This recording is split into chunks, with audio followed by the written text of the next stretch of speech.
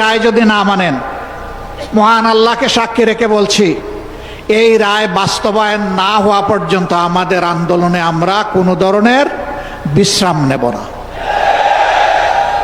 আন্দোলন চলবে সংসদে, আন্দোলন চলবে রাজপথে। নাহিদ ইসলাম বলেছেন, একসময় রাজপথ আর সংসদ প্রয়োজনে একাকার হয়ে যাবে। রাজপথ আর সংসদ একাকার যেদিন হয়ে যাবে, সেদিন বালুর পাত দিয়ে নদীর জোয়ার, সমুদ্রের জোয়ার থামাতে পারবেন না। যুবকদেরকে অনুরোধ করব, তৈরি হন। বলবেন আর কতবার জীবন দেব?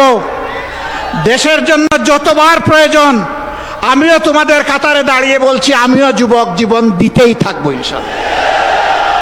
বাংলাদেশ খেলাফত মজলিস কর্তৃক আয়োজিত গণভোটের রায় বাস্তবায়নের দাবিতে আজকের এই বিশাল সমাবেশের সম্মানিত সভাপতি, আমিরে মজলিস, মজলুম জননেতা, আধিপত্যবাদের বিরুদ্ধে উচ্চকিত কণ্ঠ, প্রিয় সহযোদ্ধা জনাব আল্লামা মামুনুল হক, মঞ্চে বসা জাতীয় নাগরিক পার্টির সম্মানিত আহ্বায়ক, সংসদে বিরোধী দলীয় চিফ হুইপ জনাব নাহিদ ইসলাম, রণাঙ্গনের ৭১-এর রণাঙ্গনের অন্যতম সেনাপতি, বীর মুক্তিযোদ্ধা জনাব ডক্টর কর্নেল অলি আহমদ বীর বিক্রম সহ জাতীয় নেতৃবৃন্দ, বাংলাদেশ খেলাফত মজলিসের সম্মানিত নেতৃবৃন্দ, প্রিয় দেশবাসী, সাংবাদিক বন্ধুগণ, আজকে যে মঞ্চে আমরা এখানে দাঁড়িয়েছি, এই মঞ্চের সাথে দুইটা জিনিস কখনো যাবে না। একটা আধিপত্যবাদ, আর একটা ফেসিবাদ। এই দুইটাকে এই মঞ্চ কখনো কবুল করবে না, বরদাস্ত করবে না। এই মঞ্চে যারা বসে আছেন, তারা জাতির স্বার্থে দেশপ্রেম বুকে ধারণ করার কারণে জ্বলে জ্বলে তিলে তিলে তারা প্রমাণ করেছেন, জীবন দেব, অন্যায়ের কাছে মাথা নত করব না। আফসোস, ২০০৬ সালের ২৮ অক্টোবর যে খুনের রাজনীতি দিয়ে হাত রাঙিয়ে মানুষের রক্ত দিয়ে হাসিনার রাজনীতির নূতন উত্থান হয়েছিল, তাদের হাতে একসময় যারা সকলেই মজলুম ছিলাম, রাজপথে আন্দোলন করেছি, সংগ্রাম করেছি, তাদেরই একটা অংশ আজকে সরকারে যাওয়ার পরে অতীতের সব কিছু ভুলে গিয়েছে। কেন আজকে এই দাবি বাস্তবায়নের জন্য আমাদেরকে সোহরাওয়ার্দী উদ্যানে আসতে হলো? তারা জাতির সাথে বিশ্বাসঘাতকতা করেছেন, এই কারণেই আসতে হলো। তারা স্বীকার করতে বাধ্য হয়েছেন, জুলাই সনদ বাস্তবায়নের কার্যকরী আইনি পদ্ধতি হিসাবে গণভোটের কোনো বিকল্প নেই। এই জন্য সেই গণভোটের প্রস্তাব তাদেরই একজন করেছিলেন। তাদের নেতা নির্বাচনী প্রচার অভিযানে শহীদ আবু সাঈদের স্মৃতিবিজড়িত রংপুরে গিয়ে বলেছিলেন, প্রিয় দেশবাসী, ভোট দিবেন দুটা, একটা দিবেন আমাদের মার্কায়, আরেকটা দিবেন গণভোটে। আপনারা সকলে গণভোটে হা বলবেন। এখন তারা বলছেন গণভোট অবৈধ। পার্লামেন্টে আমরা জিজ্ঞাসা করলাম, এইটা কি নির্বাচনের পরে অবৈধ হলো না আগেই অবৈধ ছিল?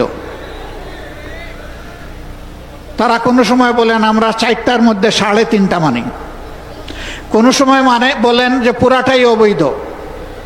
আমরা বলেছি পার্লামেন্টে, আপনারা দেখেছেন, একই আদেশে 2টা ভোট, গোশত হালাল কিন্তু শুরুয়া জুল হারাম। এ সুবিধাবাদী মানসিকতা। আমাদের সম্মানিত সহকর্মী এবি পার্টির চেয়ারম্যান বলেছেন, যারা রায় অস্বীকার করেছিলেন তাদের পরিণতি ভালো হয়নি।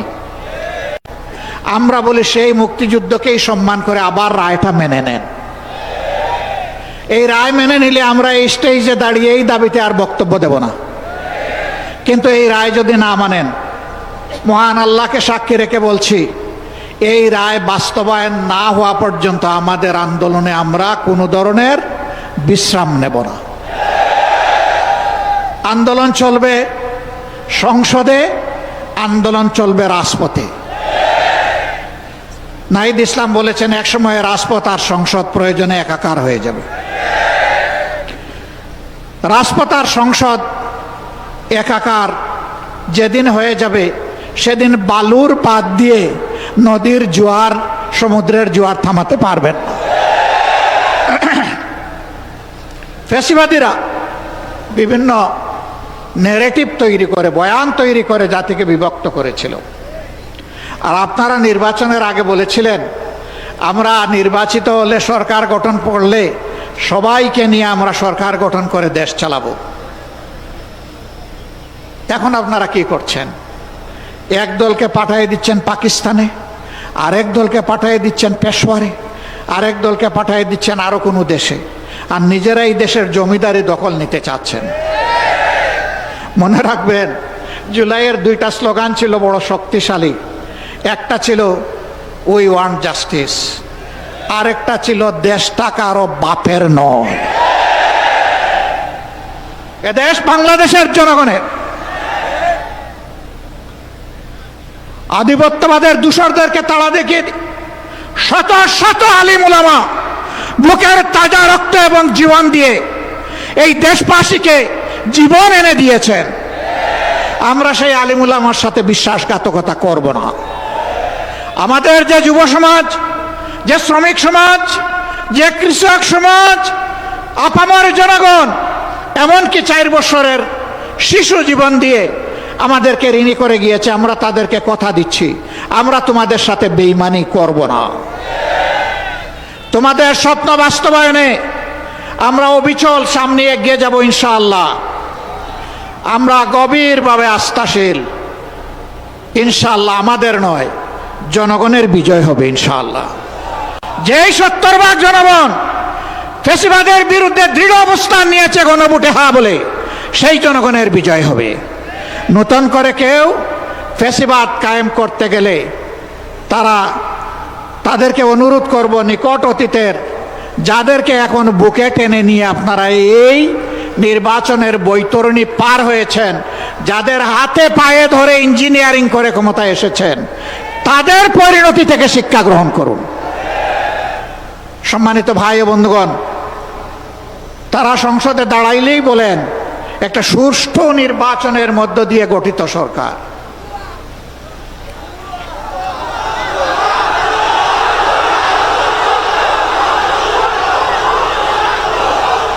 সরকার যদি সুষ্ঠু নির্বাচনেই গঠিত হয়, তাহলে বারবার দাঁড়াইয়া বলতে হয় কেন?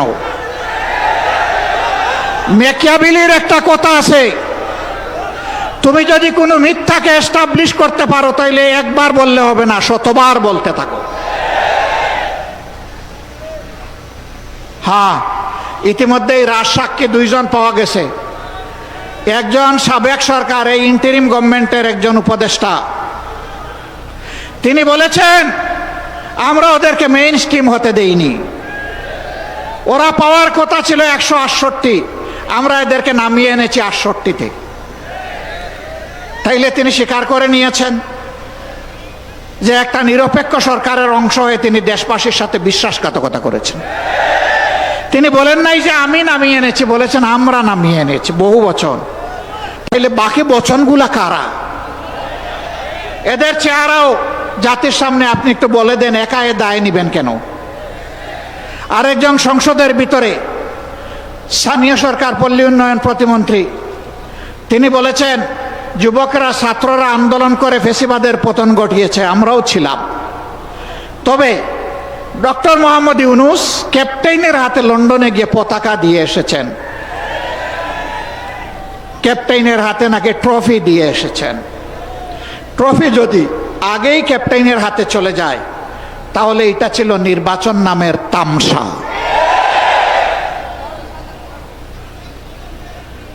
তারা স্বীকার করে নিচ্ছেন। মৌলানা মামুনুল হক সংসদে গেলে কি হতো?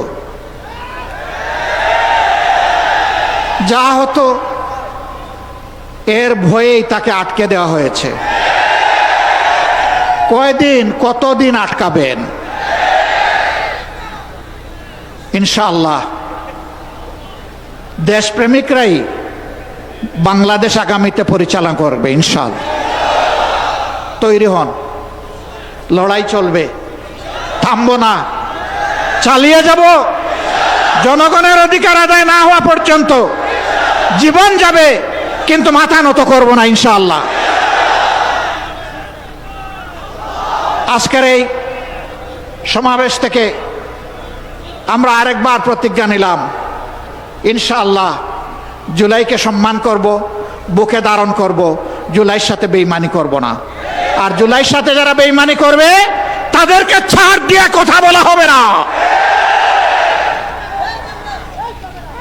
বিশেষ করে যুবকদেরকে অনুরোধ করব, তৈরি হন।